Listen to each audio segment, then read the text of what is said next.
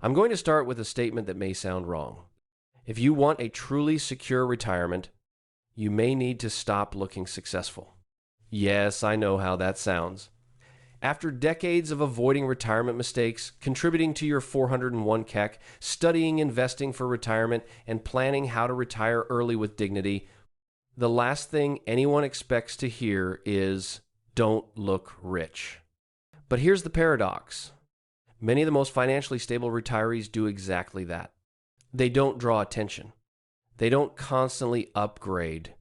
They don't live to prove they've made it. And interestingly, they're the least worried about the market. By the end of this video, I'm going to tell you the story of a simple man, someone you would probably overlook in a grocery store parking lot. He worked part-time pushing a maintenance cart, wore a basic cap, drove an older car, lived quietly, and yet he was financially more secure than several millionaires I've known. The question is, what did he understand that they didn't? Because the difference wasn't in the size of his portfolio. It was in the pressure he placed on it. And once you understand that difference, your retirement planning changes completely. Imagine two retirees sitting in a quiet cafe on a calm Tuesday morning. Both worked for decades, avoided the classic retirement mistakes, contributed consistently to their 401k, and did everything right in their retirement planning. Each has over $1 million invested in retirement savings. At first glance, they look equally secure. But here's the curious detail. One of them sleeps peacefully at night. The other secretly runs numbers on his phone before bed. I've seen this up close. A friend of mine accumulated about $1.5 million by investing in broad ETFs like the S&P 500 and a few solid dividend funds. He believed that automatically meant financial freedom. But when we actually calculated how much he needed to withdraw each year, the tone of the conversation changed. And that's where the question almost no one asks comes in. How much do you need your money to produce for you each year? The issue isn't the large number accumulated, it's the smaller number leaving the account every single month, almost unnoticed. A lifestyle that costs $85,000 per year might seem reasonable after decades of earned income. But once the paycheck stops and you're relying on investing for retirement, every withdrawal carries more weight. That's where many silent retirement mistakes happen, assuming a large portfolio automatically solves everything. And then a subtle discomfort emerges. What if the real risk in retirement isn't the size of the portfolio, but the pressure we place on it?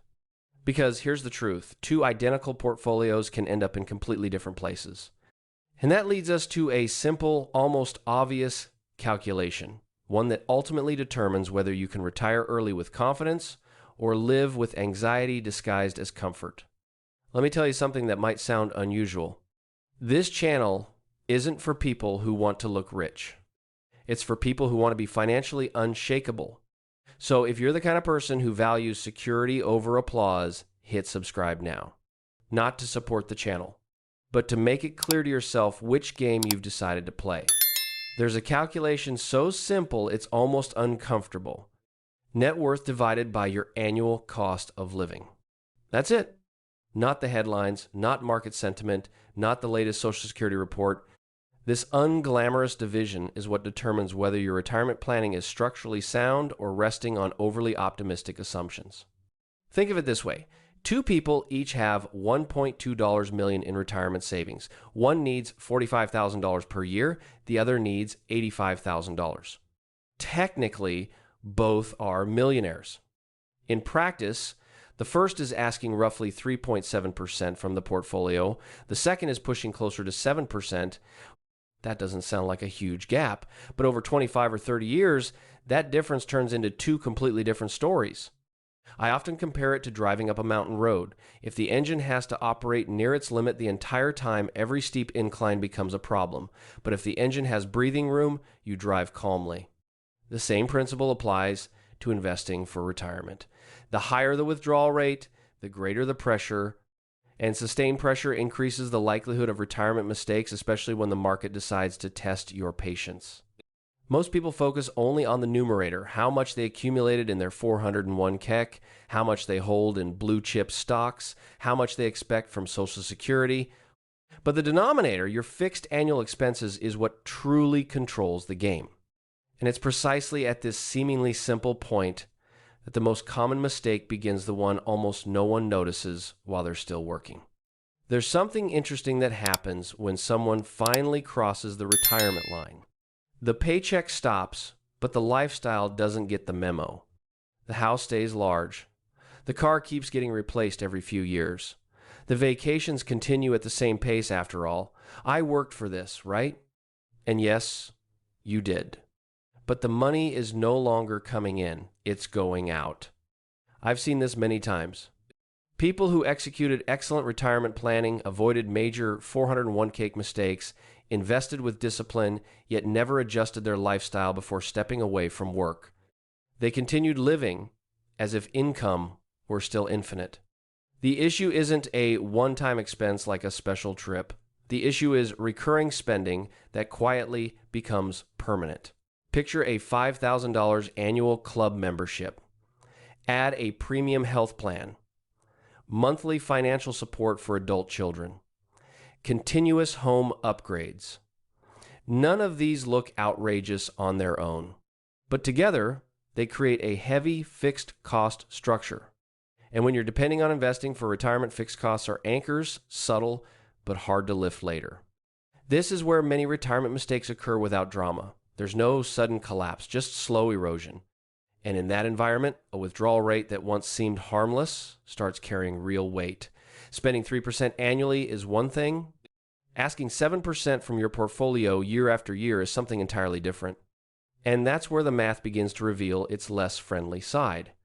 7% sounds almost harmless. When someone says, "I'll just withdraw 7% per year," it feels minor, almost symbolic. But here's a calm question, the kind you ask over coffee. If you withdraw 7% this year, next year, and the year after that, and repeat that for 25 or 30 years, what's left for the money to grow? The problem doesn't show up in year 1 or year 2, sometimes not even by year 5. That's what makes this kind of retirement mistake so deceptive. When markets are rising, everything looks fine. Broad ETFs go up, blue chip stocks pay dividends, the statement looks healthy. And then a bad year comes or two, and the portfolio begins to feel the strain. I like to explain it with a simple analogy.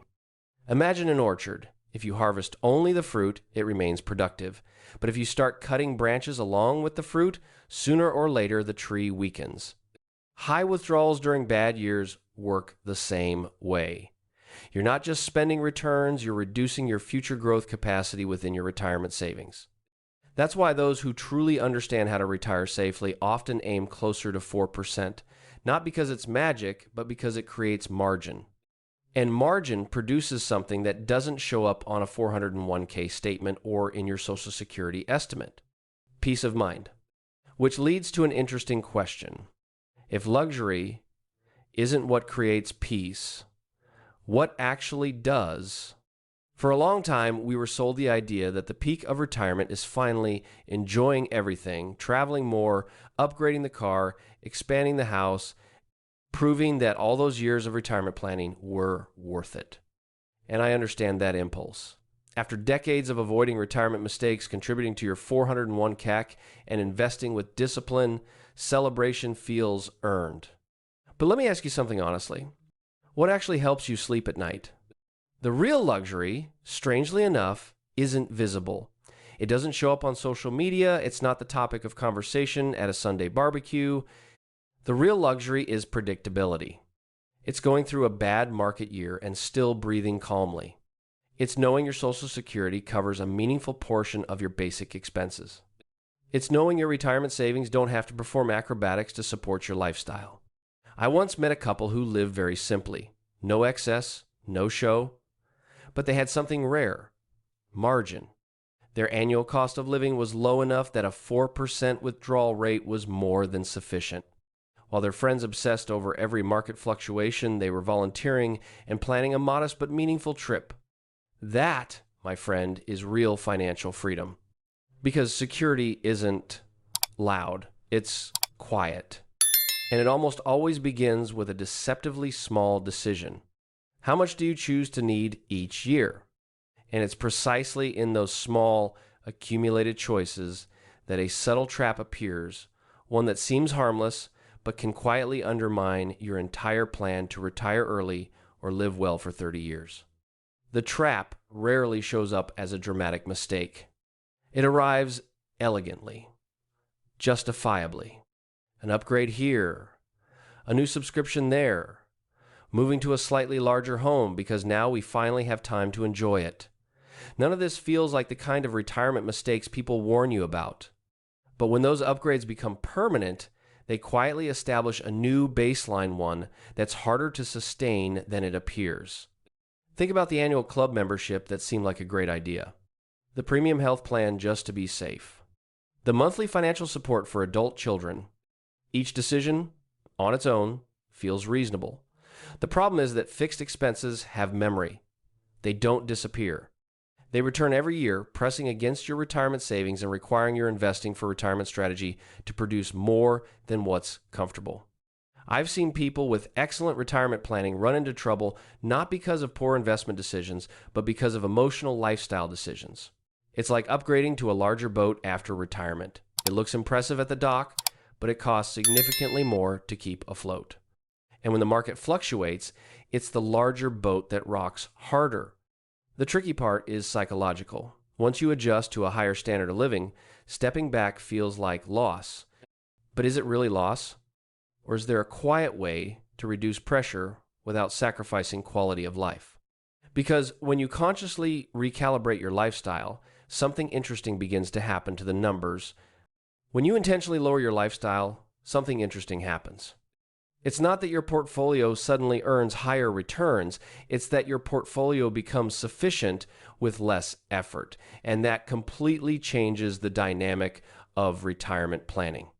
You stop depending on aggressive returns and start depending on consistency, which, let's be honest, is far healthier. I often say margin matters more than performance. If your plan requires 8% per year to work, you're constantly at the mercy of the market, but if you only need 4% or less, the conversation shifts. Broad ETFs, established companies, a simple investing for retirement strategy become more than enough. And simplicity often prevents 401 cake mistakes and impulsive decisions. It's like driving with a fuel reserve. If you're always running near empty, every traffic jam feels stressful. But if you keep margin in the tank, you can handle detours, delays, and unexpected hills without anxiety. In the world of retirement savings, that buffer is what allows you to move through a bear market calmly, without panic, without selling at the worst possible time. And here's the deeper truth. Living modestly doesn't mean living small. It means living aligned. Aligned with your values. Aligned with your reality. Aligned with your definition of financial freedom. And once you see that clearly, you start noticing something most people overlook. Sometimes, the person who looks the simplest on the outside is the most financially protected on the inside. Let's run a quick test. If the market dropped 25% tomorrow, would your life change? Not your account, your life. Comment calm or I'd worry. Because your answer reveals more about your retirement planning than any number on your statement ever could. Have you ever noticed how the calmest person in the room is rarely the loudest? I once met an older man who worked part-time at a school doing maintenance. Simple cap, plain clothes, older car. If you saw him in the parking lot, you'd never guess he had a well-structured retirement planning strategy and a solid portfolio invested in broad ETFs and established companies. He didn't look wealthy. And interestingly, that was part of the strategy. He had organized his life so that Social Security covered a meaningful portion of his essential expenses. The rest came from conservative withdrawals from his 401k and other retirement savings. No extravagance, no pressure. He didn't need the market to be perfect in order to survive. He just needed it to be reasonably consistent. What struck me most? He never spoke about money with anxiety. While his friends discussed market drops with tension, he was more interested in organizing a book club or volunteering in the community. That's a quiet form of financial freedom. When investing for retirement works for you but doesn't dominate your mind, and that raises a nearly philosophical question. Who is truly wealthier? The person with larger numbers on a statement but who needs everything to go right? Or the person who needs very little to live well? Because there's a profound difference between owning money and depending on it to sustain an image. There's a subtle but massive difference between having money and desperately needing it to perform every single year. Many people confuse net worth with automatic security. But in the real world of retirement planning, security comes from the relationship between what you have and what you demand from it. When the demand is too high, anxiety shows up even if the numbers on the statement look impressive. I've seen experienced investors with strong retirement savings and decades of avoiding retirement mistakes panic during market downturns, not because their portfolios were small, but because their lifestyles were heavy. They needed their investing for retirement strategy to deliver above-average performance every year. And as we both know, the market doesn't sign contracts with anyone. Think of it like a business. If a company must hit aggressive quarterly targets just to survive, any stumble becomes a crisis. But if it operates with margin, it can navigate tough periods without desperate decisions. In your plan for how to retire with peace of mind, that margin is essential. Social Security helps, of course, but real control comes from needing less. And once you understand that, something counterintuitive begins to emerge. Maybe the goal isn't endlessly increasing your portfolio. Maybe it's adjusting your level of need. Because when need decreases, power increases. And that's exactly where the most unexpected move appears, the one very few people consider while they're still working. If you ask me what the best strategy is to protect your retirement, you might expect me to talk about choosing the best ETFs, avoiding 401k mistakes, or optimizing taxes when withdrawing your money. All of that matters. But the truth, the part most people don't like to hear, is simpler. Lower your lifestyle before you retire. I've suggested a simple experiment to many people. Live for 6 months on the budget you expect to have in retirement. Don't eliminate joy, eliminate excess. Make adjustments while you still have active income coming in. That small test can prevent massive retirement mistakes later and make your retirement planning far more realistic. When you do this, something powerful happens. Investing for retirement stops feeling like a race against time and starts becoming sustainable. Social Security shifts from being a rescue plan to being a complement. Your retirement savings gain margin. And margin, as we've already discussed, is what separates tension from peace. The math may be unforgiving, but it is predictable. Those who understand this discover that financial freedom isn't about displaying results. It's about structuring life so it works naturally. And if you pay close attention, you'll notice something interesting. The most intelligent retirees almost always share one common trait.